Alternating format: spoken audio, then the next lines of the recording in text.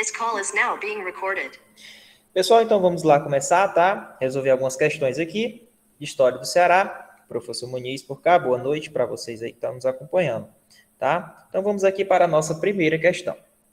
Vamos lá.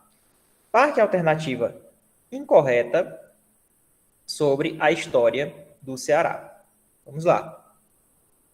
Antes da colonização, a região onde hoje é o estado do Ceará era povoada por diversas tribos indígenas, tais como os Tabajaras, os Anassés, os Cariús, os Assus, os Calabaças, os Quixelós, os Genipapos, os Canidés, Jaguaribaras, Paiacus, Jucás, Tremebés, Carateu, Icó, Janduí, Carati, entre outras. Perfeito, pessoal. Então, antes de ocorrer mesmo a colonização, o território do Ceará ele era ocupado pelos indígenas, tá?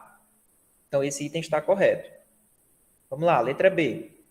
No início da colonização, foi criado um sistema de capitanias hereditárias. É importante lembrarmos que, quando esse sistema foi instalado, o território atual do Ceará correspondia, em partes, à capitania do Ceará Grande. Questão perfeita, pessoal. É isso daí. Então, o nosso território brasileiro, na época da colonização, foi dividido em capitanias hereditárias. E a nossa capitania foi chamada de Ceará Grande. Tudo bem? Letra C.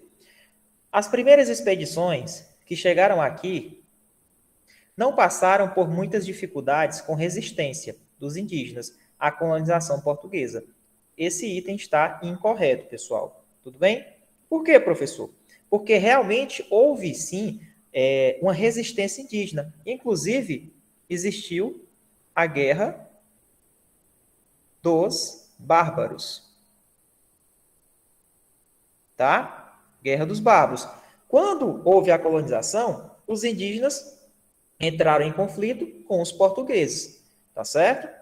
Então, nesse caso, quando a questão afirma que as primeiras expedições não passaram por muitas dificuldades, ou seja, com resistência aos indígenas, está errado, porque houve sim resistência dos indígenas. Por exemplo, os Canidés, os Jucás, os Tremebés, tá? Os Anassés, os Tabajaras. Então, houve uma grande resistência indígena sim. Então, esse item está errado. Letra D. A primeira tentativa de colonizar oficialmente o Ceará foi com o capitão Pero de Coelho, que venceu os franceses e conquistou a região da Ibiapaba. Pessoal, olha que ponto importante. Ó. A primeira tentativa de colonização oficialmente do Ceará foi com quem? Foi com Pero Coelho. Tá? Então, ele venceu quem? Ó? Eles venceu os franceses e conquistaram a região da Ibiapaba. Tá? Então, esse item está correto. E foi construído o Forte de São Santiago. Então, muito importante essa informação aqui da letra D. Então, esse item está correto. Vamos lá. A expansão portuguesa ganhou força devido à aliança entre os boiadeiros e a igreja, que veio a resultar em aprisionamentos de indígenas, visando o aumento da produção de gado e o processo de catequização. Pessoal, item correto, tá? O que acontece? Com a expansão portuguesa na dominação do Ceará, qual foi a estratégia que foi utilizada?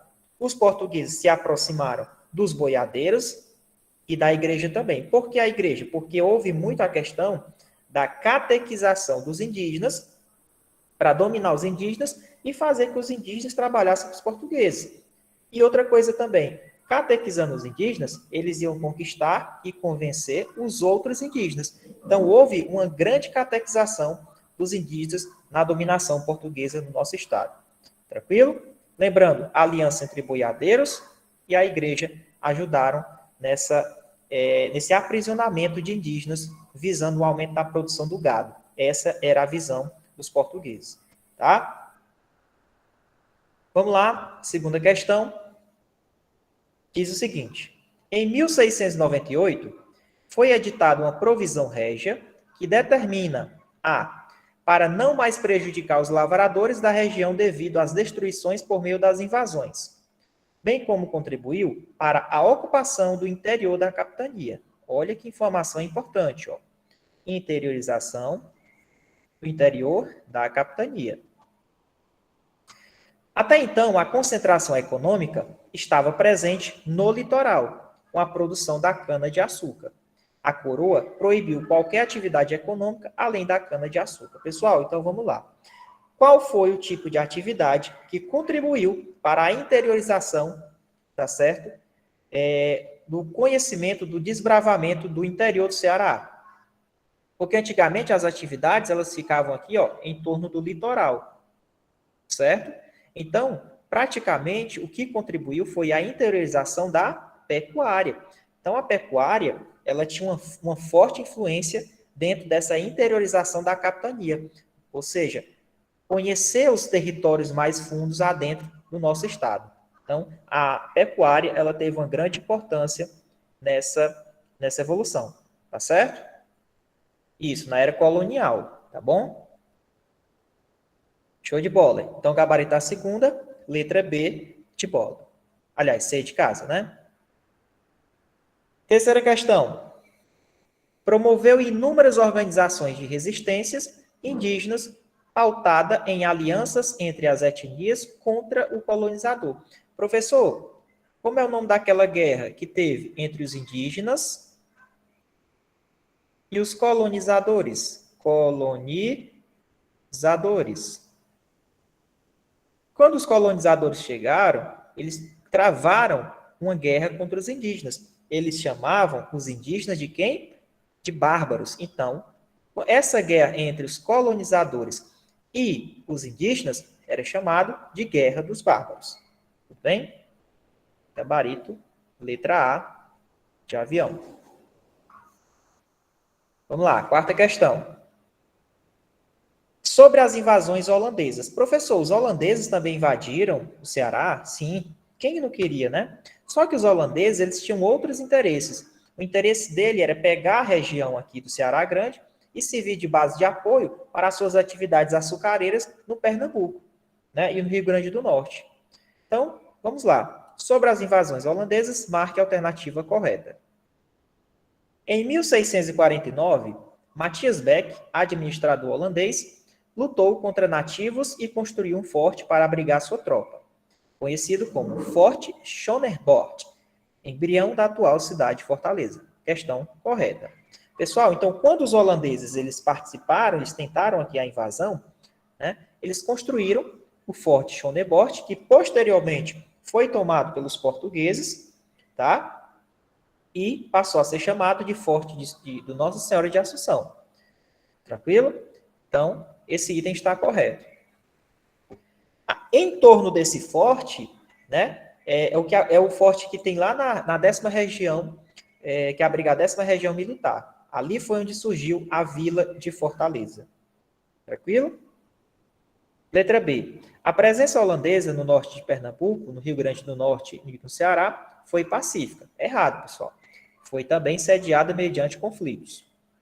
Após o declínio da cana e a expulsão dos holandeses, o algodão vai ocupar a cena econômica cearense. Não é nesse período que o algodão vai entrar em cena, pessoal. Depois do declínio da cana e a expulsão dos holandeses, não é o algodão que vai ocupar a cena econômica cearense, é a pecuária, tá certo?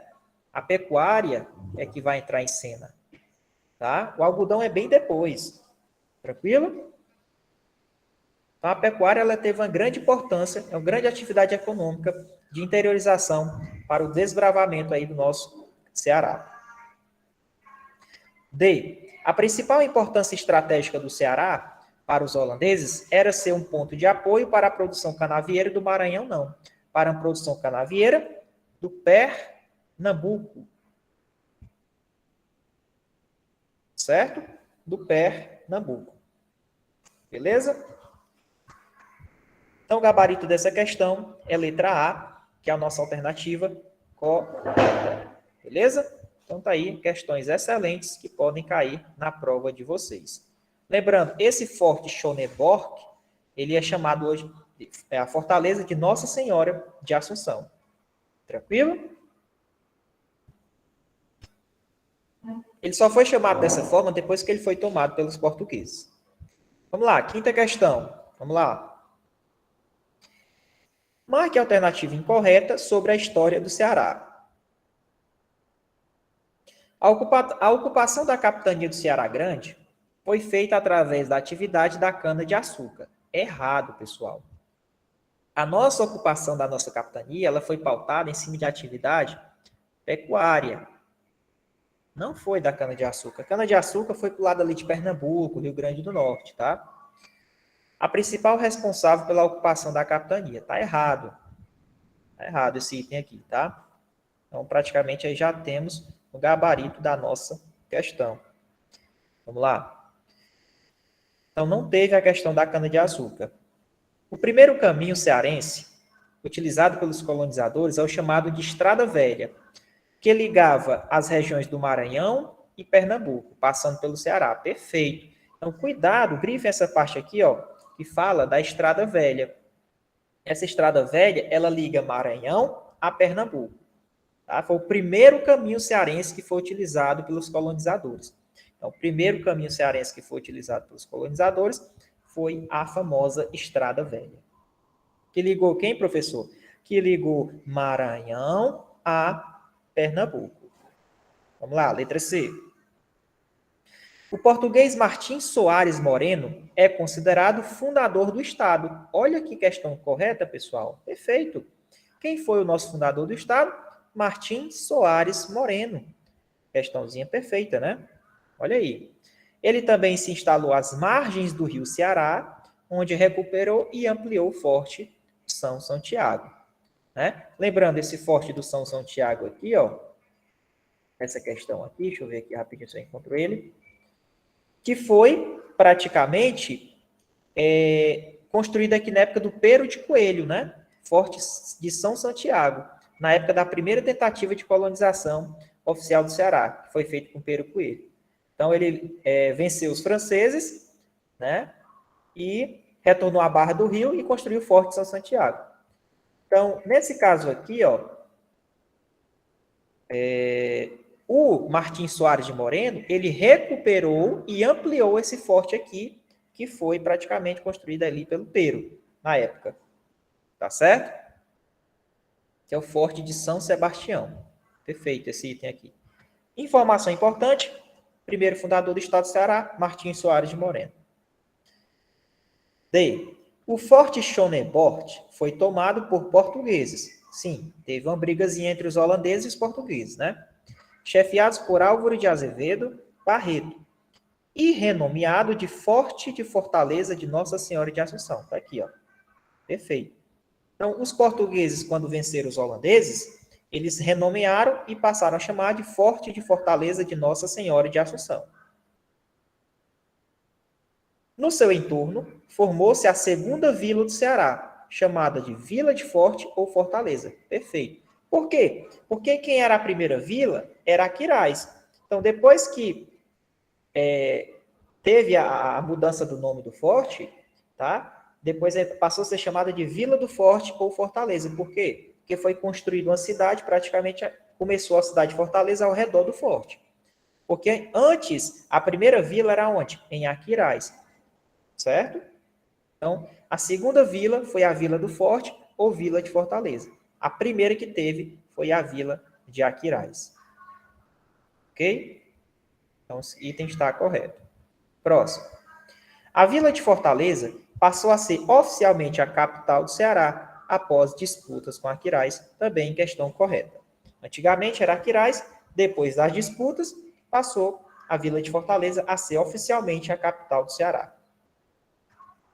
Questão número 6. Marque a alternativa incorreta sobre a história do Ceará. Vamos lá.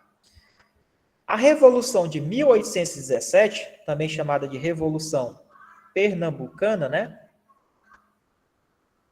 Revolução Pernambucana, de caráter anticolonial e separatista, ou seja, pessoal, o que é que foi essa revolução? Essa revolução, simplesmente ela queria se separar do governo central. Tá? Era um movimento libertador, onde queria uma emancipação, queria uma separação do governo central. Certo? Então, por exemplo, como a gente vivia numa colônia, por 2 vezes nós tivemos a Revolução de Pernambuco e a Confederação do Equador.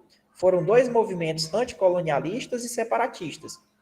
Se tivesse esses movimentos realmente logrado êxito, praticamente a gente era um país hoje, tá? Então, qual era o objetivo desses movimentos? Se separar do governo central, ou seja, de Portugal, certo? O Ceará teve participação? Sim, teve uma grande participação, sim.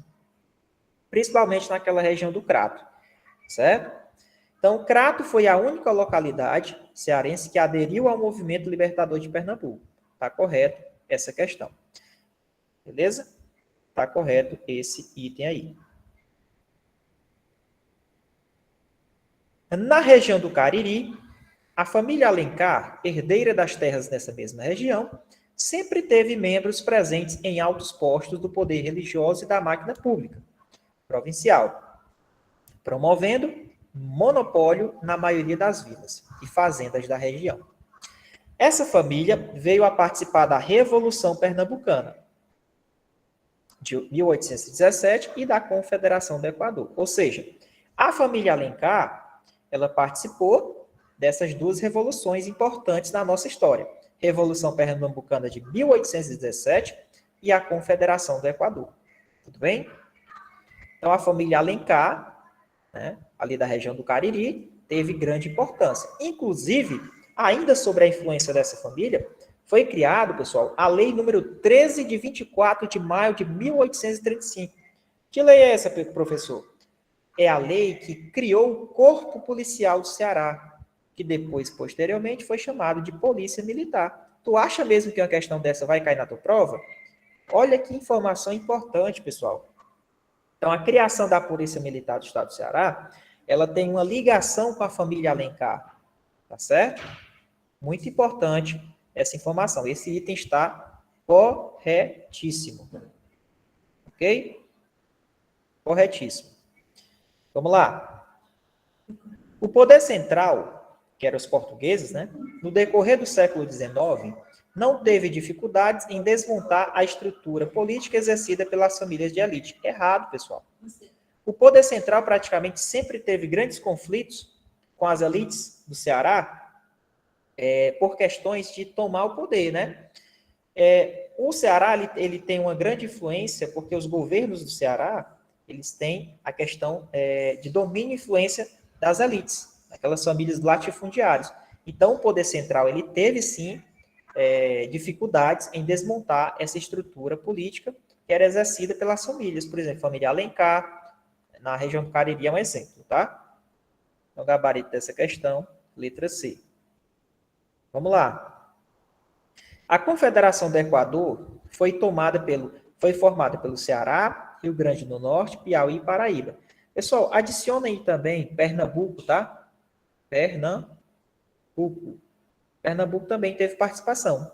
Então, a Confederação do Equador também foi um movimento separatista, onde a gente cria esses estados aqui se juntaram e tentaram travar uma guerra com o governo central para se separar da colônia, aliás, de Portugal, né, e formar um país. Mas não conseguiram lograr isso, porque as forças do governo central esmagaram esse movimento. Tá? Inclusive, muitos dos cabeças desse movimento, eles foram fuzilados aí em praça pública, né? Então, beleza, esse item está correto. A Confederação do Equador foi uma revolta republicana que chegou a se separar do Império, certo? Lembrando, a Confederação do Equador, ela não foi no período regencial, ela foi no período do Império, tá? Dom Pedro I. A Confederação, ela chegou até se separar, né? Mas, posteriormente, ela foi sufocada pelas Forças Armadas. Então, esse item está correto. Ok? Vamos aqui na questão número 7. Vamos lá.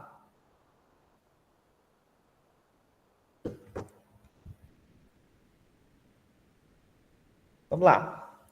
Marque a alternativa incorreta sobre a história do Ceará.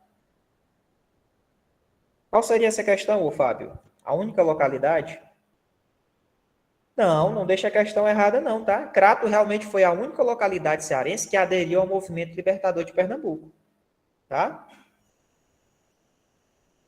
Aqui nós estamos falando de Revolução Pernambucana. Essa foi ela aconteceu primeiramente antes da Revolução da Confederação do Equador. A Confederação do Equador foi depois. Foi em 1824. A Revolução Pernambucana foi em 1817. Tá? Vamos aqui na questão número 7. Marque a alternativa incorreta sobre a história do Ceará. O último ciclo da seca no Ceará, durante o Império, veio a ocorrer no ano de 1888, sendo caracterizado por ser de curto período. Através de estratégias, o governo imperial veio a tomar algumas medidas para amenizar o problema da seca, como projetos de construção de açudes. Pessoal, será que esse item está correto? Esse item está perfeitamente correto. Na época da seca de 88, pessoal, uma grande seca que teve também, uma das atitudes do governo imperial, porque já existia um conflito entre o governo central e aqui o Ceará, né? Então, no ano de 88, existiu a questão da seca, problemas, né? Então, para dar uma amenizada, Dom Pedro I criou projetos de construção de açudes aqui no nosso Ceará. Então, esse item está correto. Vamos lá. Nas terras cearenses, a presença da economia pecuarista, olha lá, era seguido pelo setor algodoeiro. Perfeito, pessoal. Então, depois da pecuária, veio a questão do algodão, tendo seu auge de produção no momento em que passou a abastecer o mercado interno e externo, com grandes exportações nos anos de 1861 e 1865. Então, esse item está corretíssimo, tá?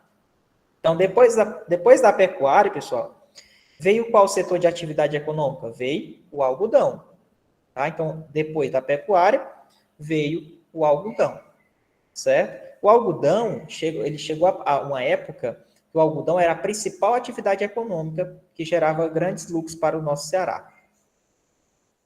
Tá? Então, o algodão, abastecia o mercado interno, mas também ele era muito exportado na época para os Estados Unidos, na Guerra de Secessão. Tá bom? Então, teve muitas exportações e o estado do Ceará lucrou muito dinheiro com algodão. Tranquilo? Isso depois da economia da pecuária, né? A pecuária foi a primeira. Foi aí que realmente aconteceu aí a grande interiorização do Ceará. Letra C. As linhas férreas, como a estrada de ferro de Sobral, auxiliaram fortemente a expansão do algodão. Perfeito, pessoal. Por quê? Porque o algodão era levado para os portos para ser exportado. Então, lógico que as linhas férreas que nós temos no Ceará, elas ajudaram nessa expansão desse comércio do algodão. Certo? Vamos lá, letra D. A postura de marginalização do governo imperial em relação ao Ceará provocou o surgimento dos interesses da elite local, sendo que durante o século XIX, as assembleias provinciais e legislativas foram transformadas em ferramentas para o uso dessa elite. Pessoal, como é que acontecia isso aqui? Acontecia da seguinte forma. O governo imperial não ligava muito para o Ceará. Né? Aqui a gente tinha um grande problema da seca, problemas que sempre afetaram a nossa população. Só que os governos locais das elites aqui do Ceará pegaram isso e aproveitaram, utilizaram como ferramenta para se beneficiar. Como é que eles faziam? Eles manipulavam e troca de favores. Como assim? Como essas elites dominavam esses locais, tá certo? Surgiu a famosa indústria da seca. Por quê? Troca de favor. Eles conseguiam ali dar uma águazinha para o pessoal e, em troca, queria o apoio daquele pessoal. Deu para entender? Então, muitos governos de elites locais se aproveitavam dessa questão da seca para ganhar, manipular e trocar favores. Tá? Então, isso gerou praticamente uma dominação local, um poder político e lucros que ficou sendo chamado como indústria da seca. Essa indústria da seca era justamente esses governos de elites locais que se aproveitavam, manipulavam as pessoas em troca de favor, oferecia água praticamente. Beleza? Se aproveitou do problema que a gente passava. E por conta dessa marginalização do governo imperial, que é o governo central, eles se aproveitaram e fizeram isso. Tá? Percebe-se, pessoal, que até hoje existem situações parecidas, né? Aquela questão das trocas de favores. Tá bom? Então, esse item está correto. Vamos lá, próxima questão. Um fator relacionado à alta presença de escravos no Ceará já começou errado. Pessoal, o Ceará ele teve uma baixa presença de escravos, tá? Porque nós não tínhamos praticamente condições, era um ambiente seco, geralmente dava prejuízo aos donos de latifúndios, donos de terras, e eles não tinham nem como se manter. Imagine manter escravos aqui, tá? Então o Ceará ele teve uma baixa presença de escravos, teve grande participação de associações, movimentos como, por exemplo, aquela questão lá do Dragão do Mar, né, que é o famoso Chico da Matilde, que não queria nem mais trazer os escravos do navio para a costa, né, através dos jangadeiros, movimento dos jangadeiros. Então, um fator relacionado à alta presença de escravos não é alta presença. O Ceará teve uma baixa presença de escravos. Então, esse item aqui está incorreto. Ok?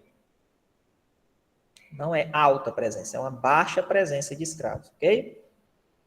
Vamos lá. Próxima questão.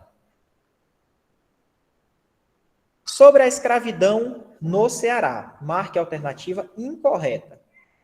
Embora a abolição não tenha sido feita de forma incisiva no Ceará, pois ainda havia existência de escravos na região de Milagres, então muito importante essa informação. Não era muito, a escravidão aqui no Ceará era muito baixa, mas ainda existia um pouquinho ali naquela região de Milagres, até 1889, certo? Então, o Ceará, ele foi lá e aboliu a questão dos escravos, né? Teve a abolição. Então, a província do Ceará, ela decretou o fim da escravidão em que data, pessoal? A escravidão aconteceu o fim em 1884, tá? 25 de março de 1884. Foi até antes daquela seca lá da construção dos açudes. Então, com essa abolição, né, a nossa terra, o Ceará, passou a ser chamada de quê, professor? De terra da luz, por conta justamente dessa abolição que teve aí dos escravos. Tudo bem? Vamos lá. Então, esse item está correto. As associações emancipacionistas não tiveram a importância no processo de abolicionismo. É errado, pessoal. As associações emancipacionistas, elas tiveram, sim, importância no processo de abolicionismo. Está errado esse item aqui. Tá? Está errado. Vamos ver aqui os outros itens. Um movimento que veio a colaborar com o abolicionismo foi o dos trabalhadores do mar, também chamado dos jangadeiros. Importante essa parte aqui, ó. Grifa essa parte, ó. Movimento dos jangadeiros. Por que, professor, que esse movimento foi importante para acabar com a escravidão aqui?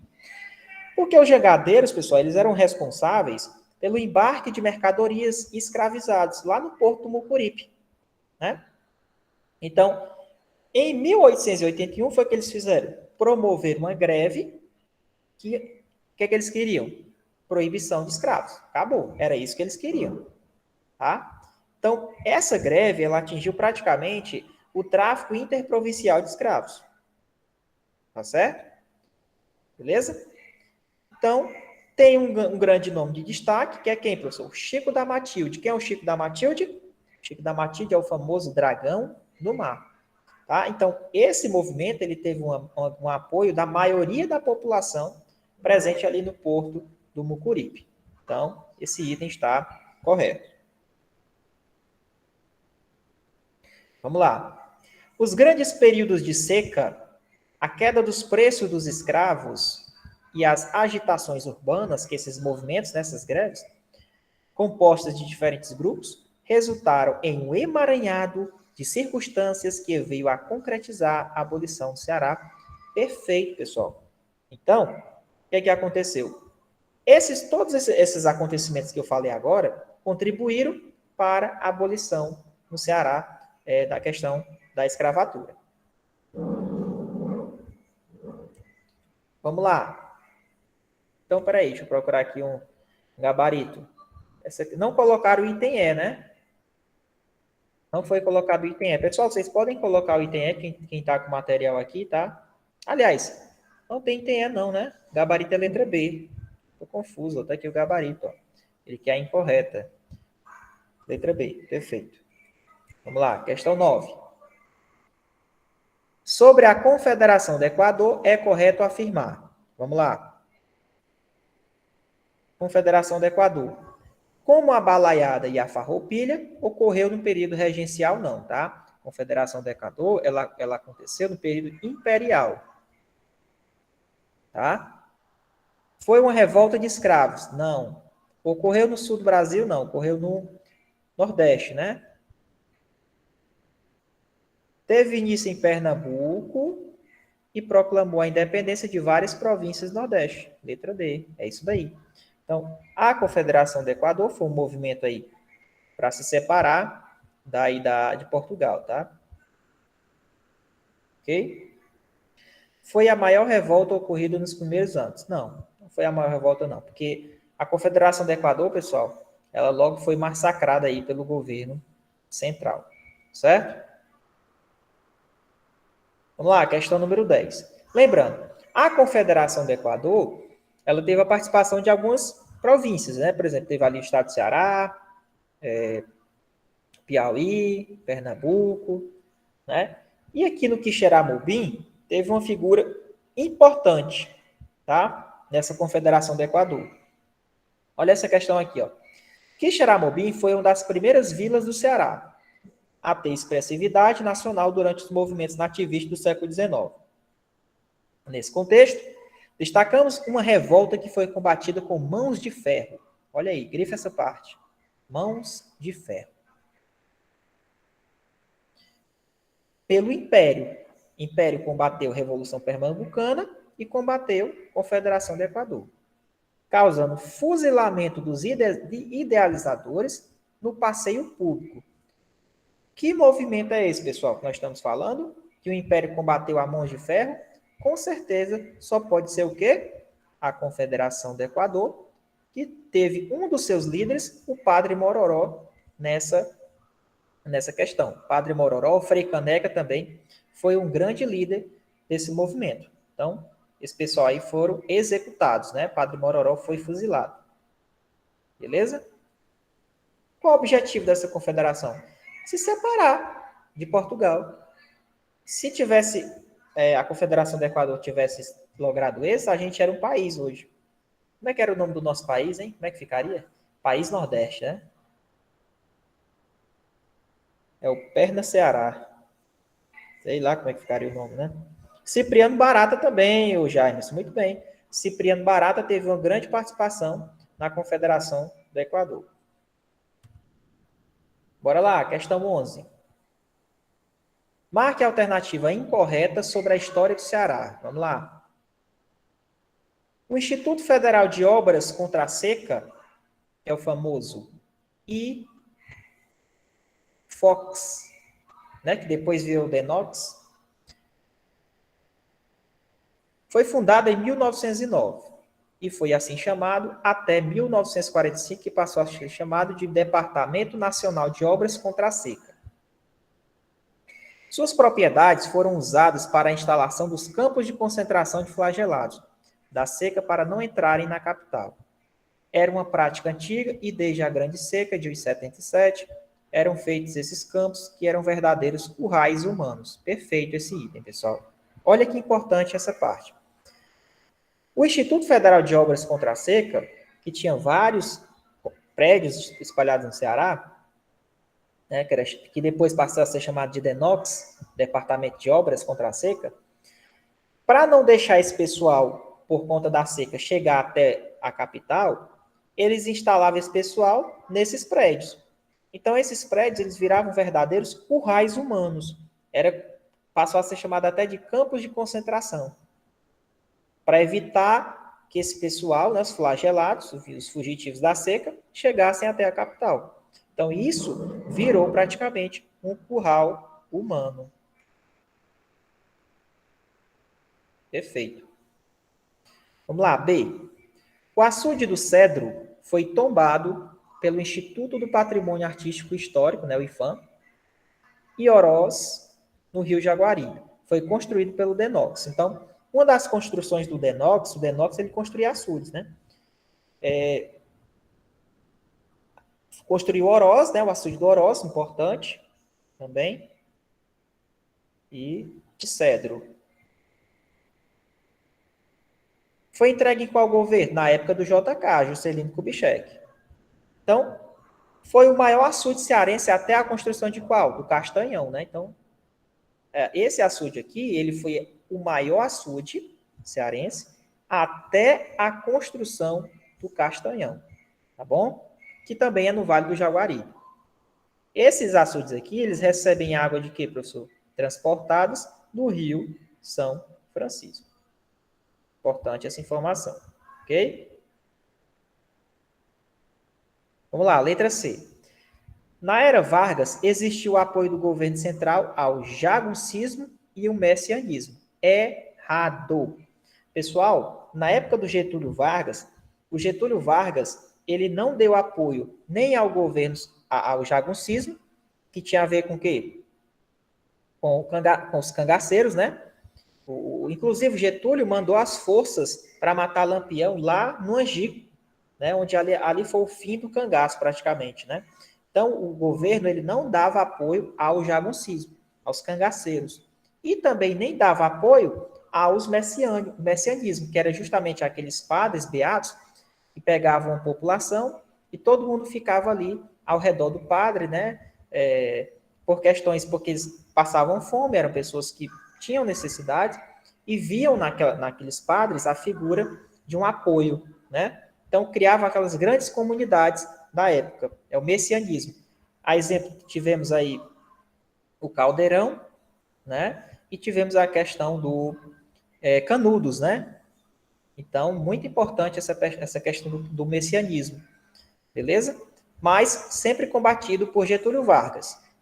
Inclusive, nós tivemos aquele episódio lá do Caldeirão, onde o exército, praticamente, aí matou aquela comunidade do Caldeirão, que era comandada pelo Beato José Lourenço, né? Aquelas terras foram cedidas pelo padre Cícero.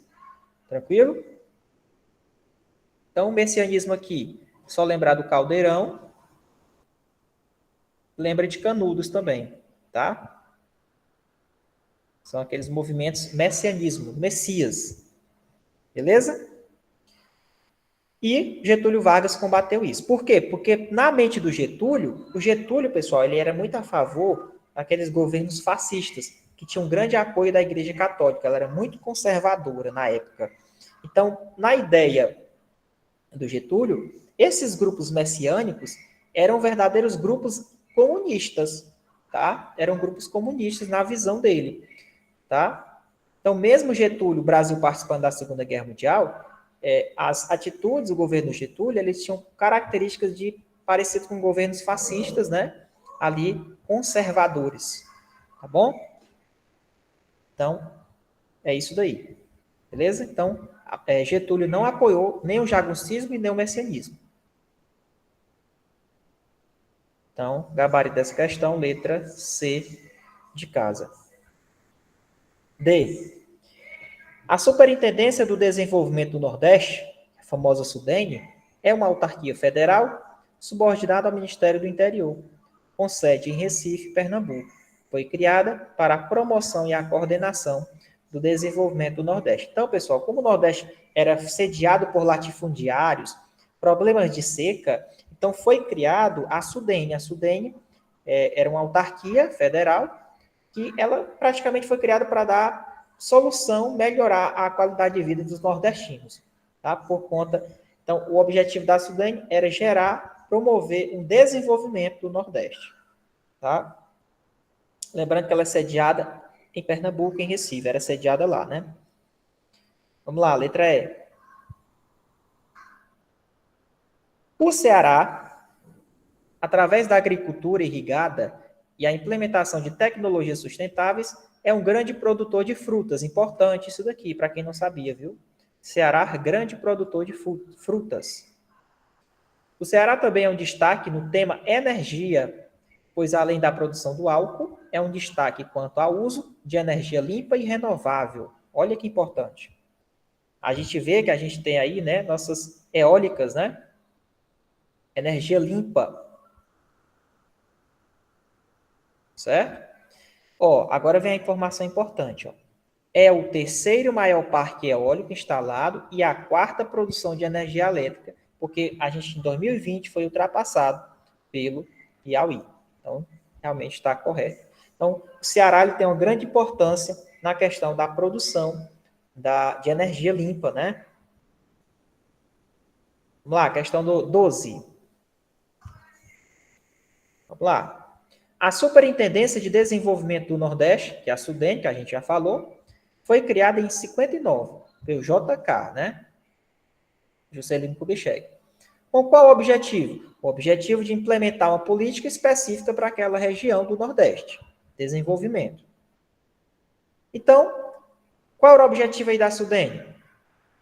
Desenvolvimento do Nordeste. Porque aqui era uma região marcada pelo quê? Pelo latifúndio, ou seja, grandes donos de terras, né, que tinham várias terras, eram os donos de terras, secas periódicas e tinha muita tensão social, que eram os conflitos que existiam naquela época. Então, por isso que a SUDEN, ela veio aí para cá, certo? Gabarito letra A. Questão 13. Marque a alternativa incorreta sobre a história do Ceará. Vamos lá. No Ceará, a ruptura institucional do golpe militar de 64 não foi tranquila devido ao fato do governo estadual de Virgílio Távora ser desfavorável aos militares.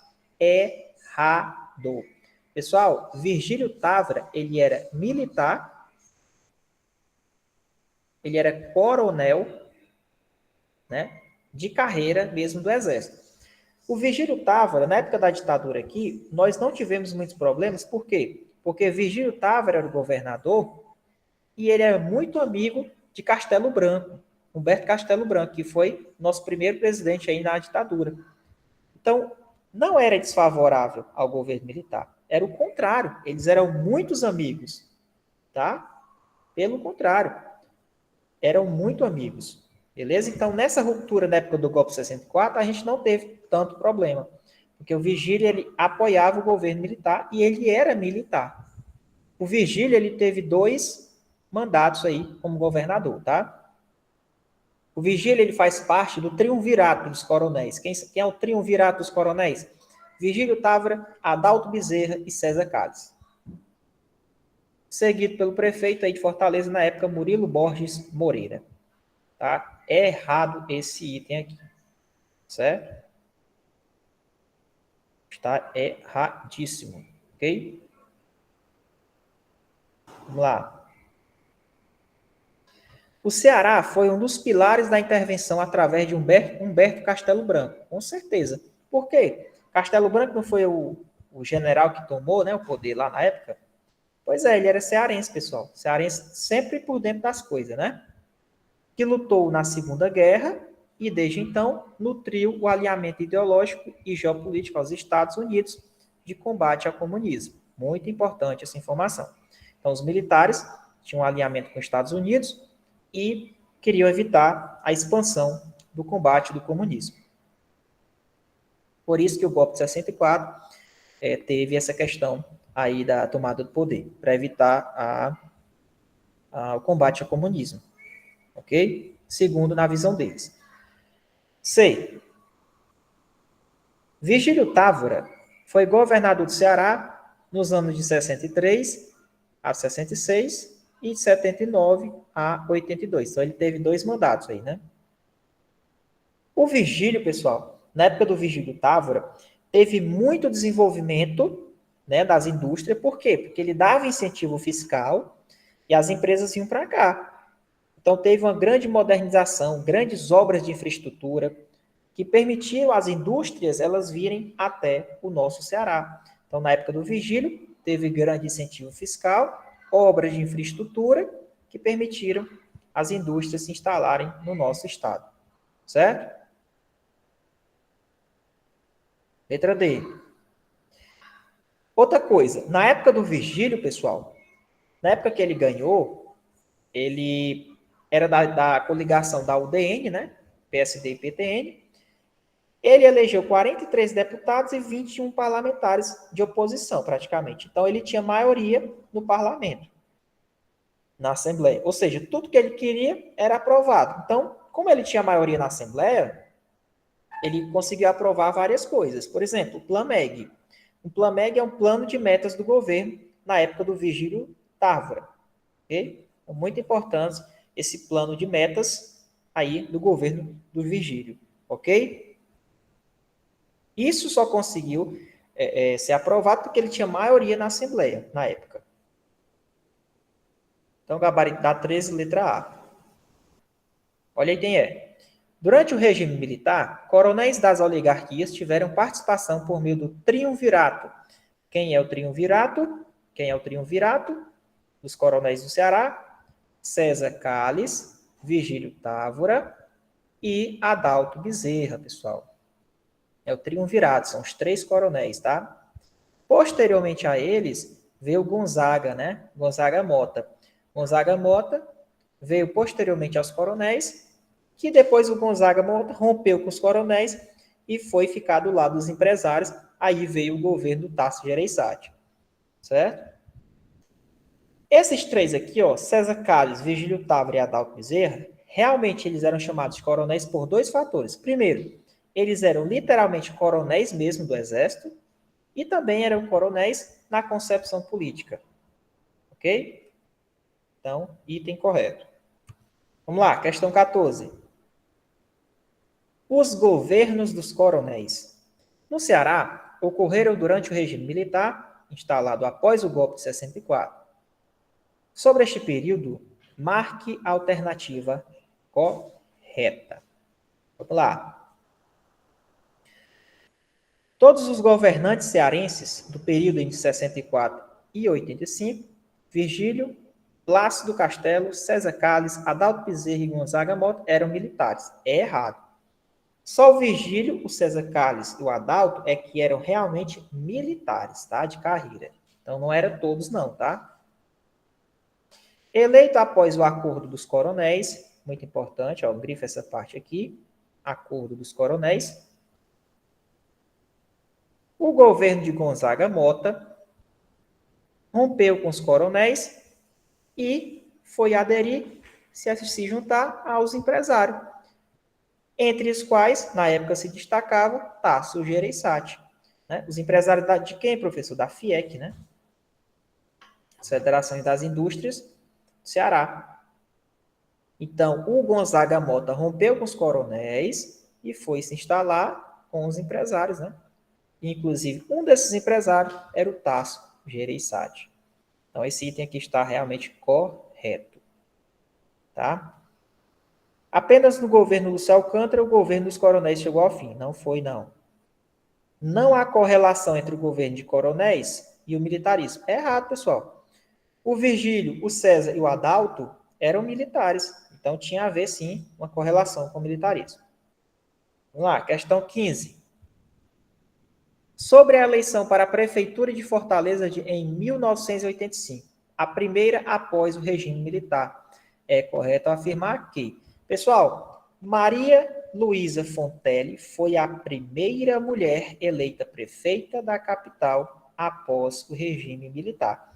Tá? Então, se cair essa questão na prova de vocês, vocês vão marcar que Maria Luísa foi a primeira mulher eleita prefeita da capital após o regime militar. Não foi a Luiziane Lins, não, tá? Vamos lá, questão 16. Marque a alternativa incorreta sobre a história do Ceará. Os anos de 1980 foram marcados pela abertura política com a volta da democracia, sendo o Ceará marcado pelo chamado governo das mudanças, que na época do Tasso, né? Foi depois da ditadura. Lá. Tendo de início a figura de Tasso Gereissati, que promoveu a ruptura com a política das oligarquias, né, dos coronéis, e prometeu a modernização da máquina administrativa e superação do clientelismo. Perfeito, pessoal. Então, o que é que acontecia? Na época dos coronéis, existia muito a figura do clientelismo, ou seja, que era isso aqui.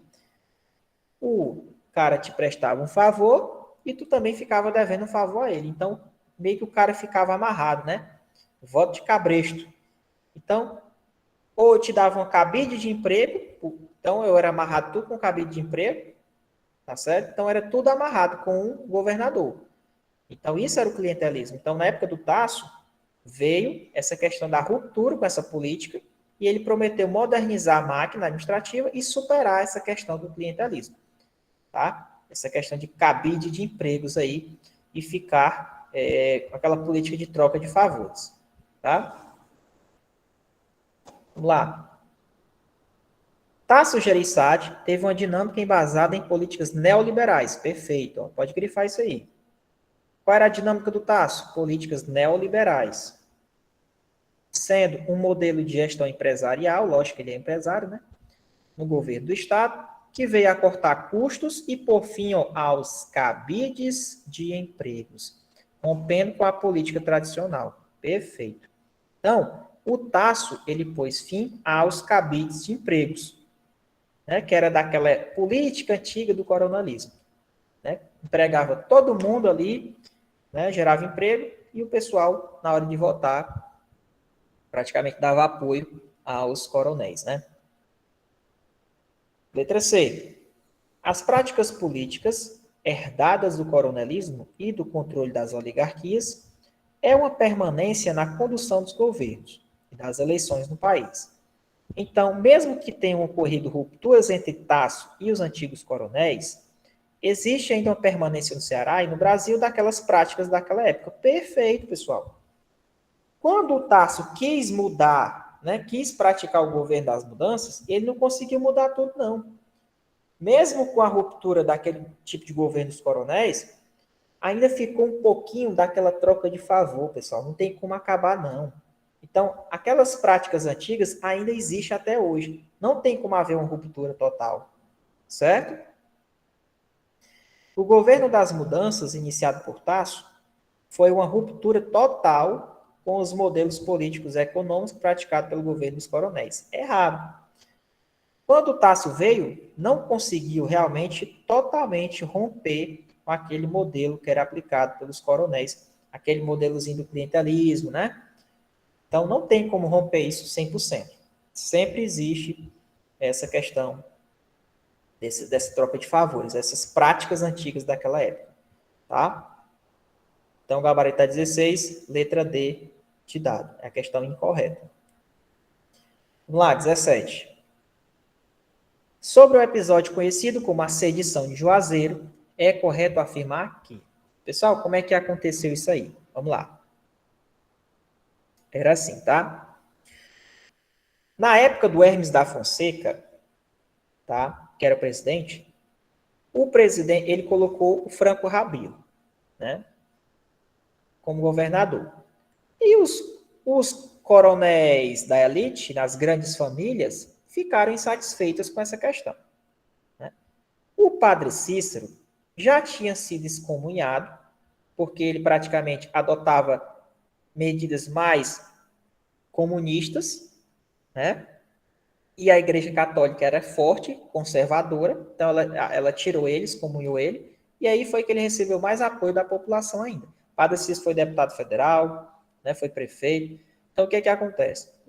O Padre Cícero ele era mais chegado aos coronéis, à elite, os grupos das elites. Então, eles estavam insatisfeitos com Franco Rabelo, que era do outro lado, juntou um pessoal lá do Cariri, marcharam até Fortaleza, a capital, e tiraram à força Franco Rabelo. Tá certo? Então, o Padre Cícero era muito respeitado. Entendeu? Então, isso foi conhecido aí pela sedição de Juazeiro, que o pessoal foram tirar Franco Rabelo à força. Então, ficou aquela luta, né, dos sediciosos contra os rabelistas. Tá? Então, sobre a sedição do Juazeiro, ó, a luta dos sediosos contra os rabelistas ultrapassou os limites do Cariri.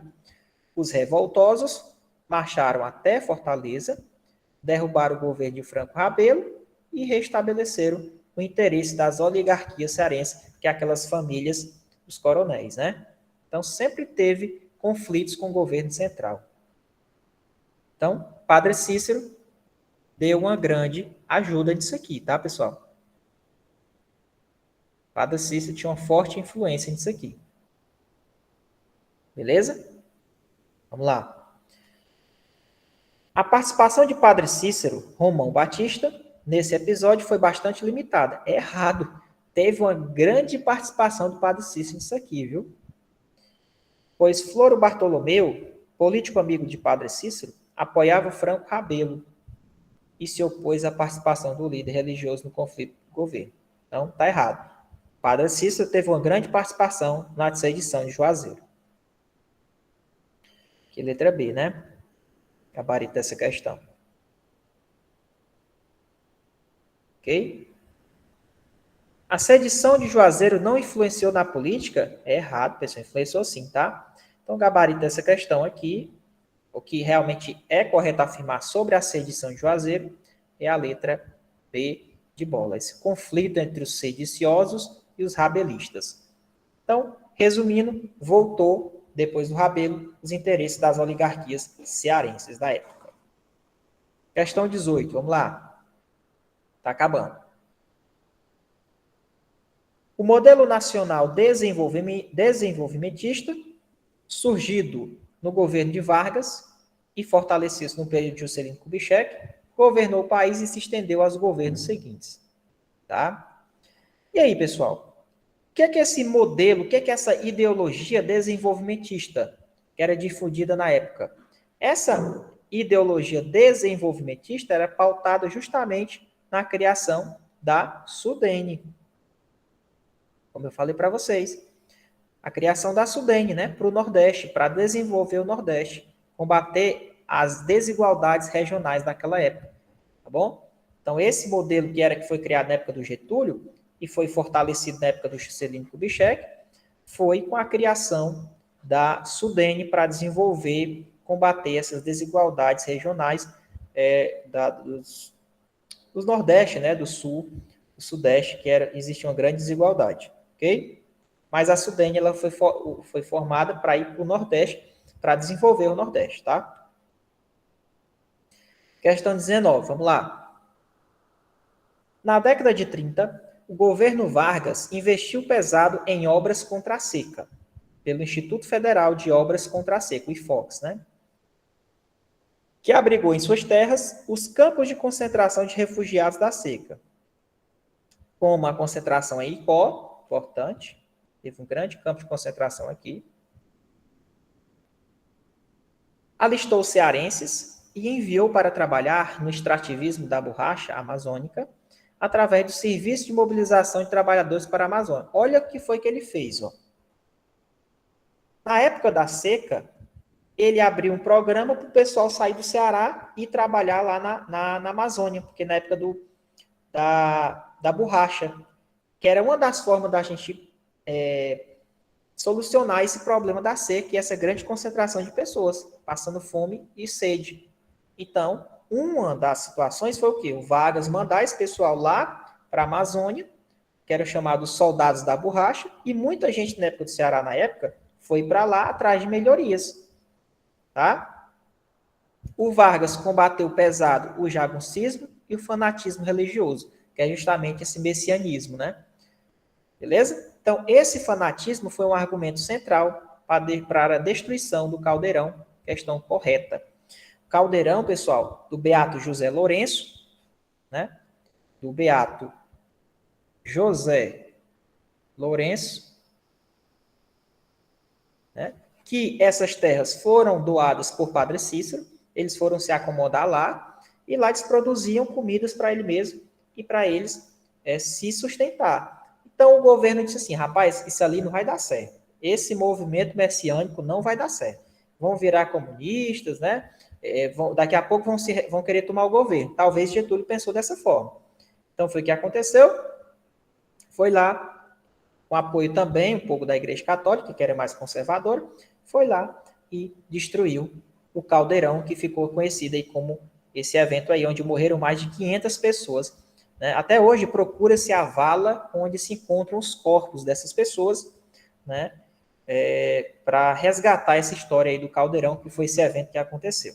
Então foi uma grande tragédia que aconteceu aí morte em massa desses flagelados, esses acompanhantes, esses seguidores do Beato José Lourenço, tá?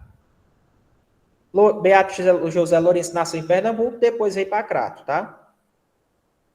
Lá para o Juazeiro. Questão 20. Vamos lá.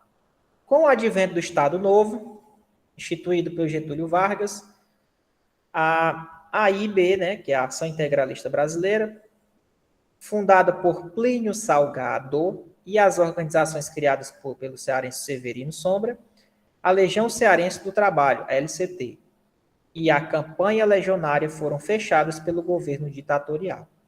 Sobre essas organizações, é correto dizer que... Vamos lá.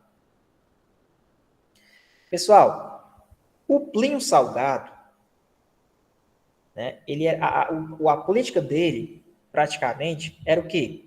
Fascista e muito ligada com a igreja, que tinha um conservadorismo muito forte. Tá? Tinha um conservadorismo muito forte. Tá? Então, o que acontecia? O Plínio, o pensamento dele era totalmente anticomunista. O pensamento dele era conservadorista. E ele tinha um apoio por parte do clero da Igreja Católica. Então, o Plínio Salgado, esses movimentos aqui, né, com o advento do Estado Novo, o que aconteceu? Esses movimentos eram ligados ao pensamento conservador e anticomunista e representavam ideais do fascismo e contavam com o apoio da Igreja Católica. Tá? Tranquilo? Então, gabarito essa questão, 20, letra B, de bola. Então, com o advento do Estado Novo, que foi instituído pelo Vargas, né? A Ação Integralista Brasileira que foi fundada por Plínio Salgado, e essas organizações criadas pelo cearense Severino Sombra, que é a LCT, né? E a Campanha Legionária, elas foram fechadas pelo governo ditatorial aí do Getúlio, tá? Então, pessoal, o que acontece? Esse movimento aqui era ligado ao pensamento conservador e anticomunista, beleza? E representava ideais do fascismo. Eles tinham raiva daquele negócio do caldeirão, desses movimentos messianistas, tá? Eles não gostavam. Ok? Ok. Vamos lá. Inclusive, ó, o Plínio não queria que o Vargas rompesse com as potências do eixo, porque o Vargas ele tinha um grande apoio aí. Ele dava apoio, praticamente, ele tinha uma ligaçãozinha com a Alemanha, né?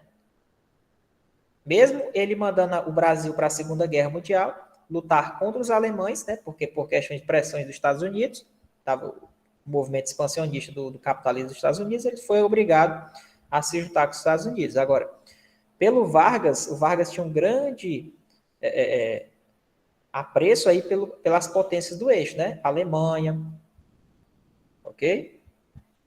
Então, não é que o Vargas deveria romper, não. Na verdade, era para ser amigo, na ideia do Plínio Salgado, né? Beleza? Ó, estava a serviço do movimento do comunismo. Como? Se ele era anticomunista? Tem como ser. Beleza? Beleza. Representava os interesses dos movimentos operários? Nada a ver. Ele era totalmente conservador, pessoal, e anticomunista. Ele não fazia parte desses movimentos aqui, não, tá? Ok. Vamos aqui à questão 21. Entre 1925 e 1927, o movimento que manifestava o descontentamento dos jovens oficiais do Exército Brasileiro com o domínio das oligarquias da República Velha, percorreu quase 30 mil quilômetros pelo Brasil, tentando mobilizar massas para um levante armado contra o governo. Esse movimento é conhecido como... Que movimento é esse, pessoal? Em que os tenentes do Exército se revoltaram, reuniram as pessoas, né, o apoio da população, para tentar derrubar essas oligarquias na época da República, entre 1925 e 1927. Então, eles percorreram quase 30 mil quilômetros pelo Brasil todinho, teve uma breve passagem aqui pelo Ceará, tentando mobilizar as pessoas para um levante armado contra o governo. Esse movimento é chamado de Coluna Prestes, pessoal, tá? Coluna Prestes.